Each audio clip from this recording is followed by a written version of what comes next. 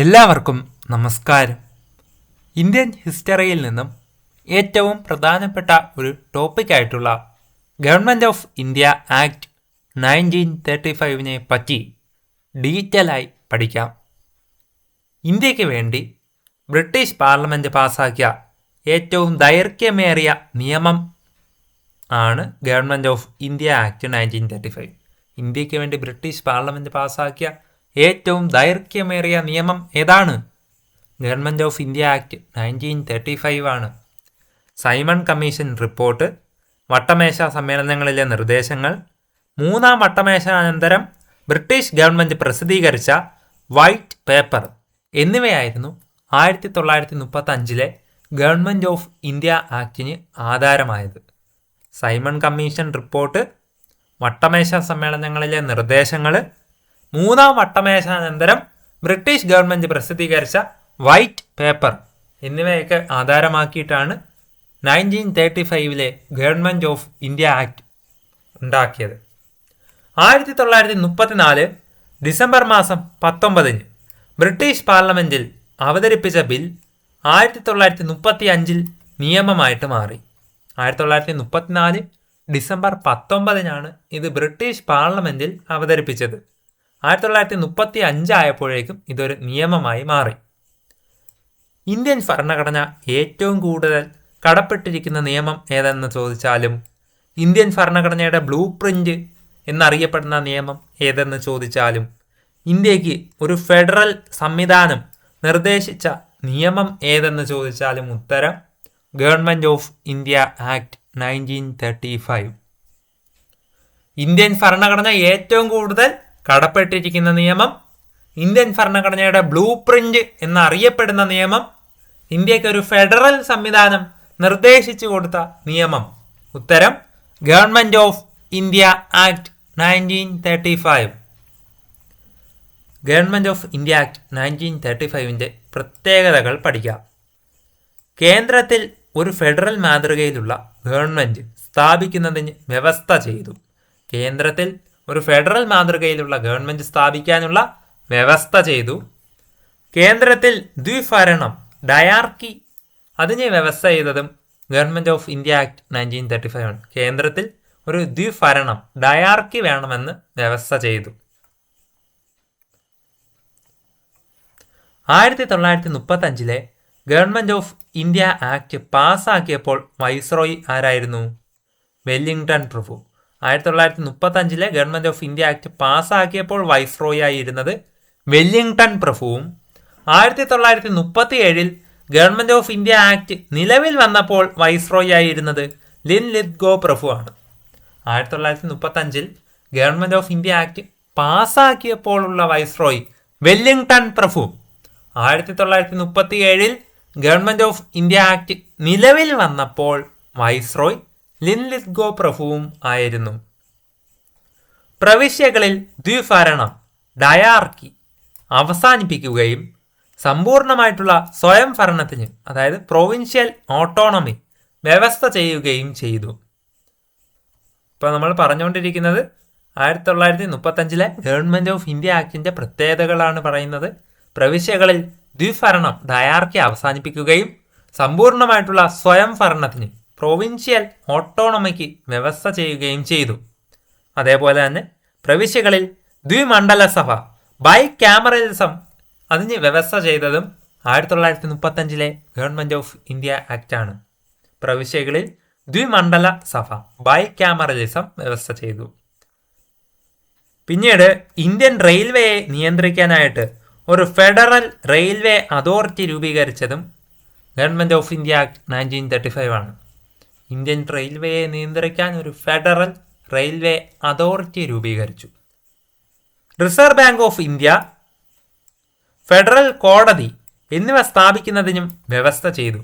Reserve bank of ഇന്ത്യയും federal കോടതി എന്നിവയൊക്കെ സ്ഥാപിക്കാൻ വ്യവസ്ഥ ചെയ്തതും ഗവൺമെൻറ് ഓഫ് ഇന്ത്യ ആക്ട് 1935 ആണ്.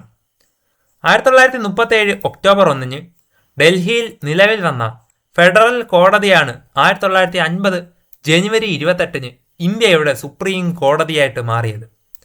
1937 ഒക്ടോബർ 1 ഡൽഹിയിൽ നിലവിൽ വന്ന ഫെഡറൽ കോടതി 1950 ജനുവരി 28-നാണ് ഇന്ത്യയുടെ സുപ്രീം കോടതിയായി മാറിയത്. ബർമയെ ഇന്ത്യയിൽ നിന്നും വേർപെടുത്തിയ നിയമമാണ് ഗവൺമെൻറ് ഓഫ് ഇന്ത്യ ആക്ട് 1935. ബർമയെ ഇന്ത്യയിൽ നിന്നും വേർപെടുത്തിയ നിയമം ഗവൺമെൻറ് ഓഫ് ഇന്ത്യ ആക്ട് 1935. 1935 നിയമപ്രകാരം ഇന്ത്യയിലെ ആദ്യത്തെ പൊതു തിരഞ്ഞെടുപ്പ് നടന്ന വർഷം 1937. 1935 നിയമപ്രകാരം ഇന്ത്യയിൽ ആദ്യമായിട്ടൊരു പൊതു തിരഞ്ഞെടുപ്പ് നടന്നത് 1937. ഭൂരിപക്ഷം നേടിയത് കോൺഗ്രസ് ആയിരുന്നു. അന്ന് ഭൂരിപക്ഷം കോൺഗ്രസിനായിരുന്നു. 1935 ഗവൺമെൻറ് ഓഫ് ഇന്ത്യ ആക്ടിൻ്റെ മുഖ്യ ശില്പി സാമുവൽ ഹോയർ ആയിരുന്നു 1935 ഗവൺമെൻറ് ഓഫ് ഇന്ത്യ ആക്ടിൻ്റെ മുഖ്യ ശില്പി ആരായിരുന്നു? Samuel Hoare. 1935 government of India ആക്ടിൽ 321 സെക്ഷനുകൾ അതേപോലെ 10 ഷെഡ്യൂളുകളുമാണ് ഉണ്ടായിരുന്നത്. 1935 ഗവൺമെൻറ് ഓഫ് ഇന്ത്യ ആക്ടിൽ 321 സെക്ഷൻസും 10 ഷെഡ്യൂളുകളും ഉണ്ടായിരുന്നു. ഗവർണറെ സംസ്ഥാന ഭരണ തലവനായി നിയമിക്കുക എന്ന ആശയം ഇന്ത്യൻ ഭരണഘടന കടമെടുത്തത് 1935 ഗവൺമെൻറ് ഓഫ് ഇന്ത്യ ആക്ടിൽ നിന്നുമാണ്. ഗവർണറെ സംസ്ഥാന ഭരണ തലവനായി നിയമിക്കുക എന്ന ആശയം ഇന്ത്യൻ ഭരണഘടന കടമെടുത്തതും 1935 ഗവൺമെൻറ് ഓഫ് ഇന്ത്യ ആക്ടിൽ നിന്നുമാണ്.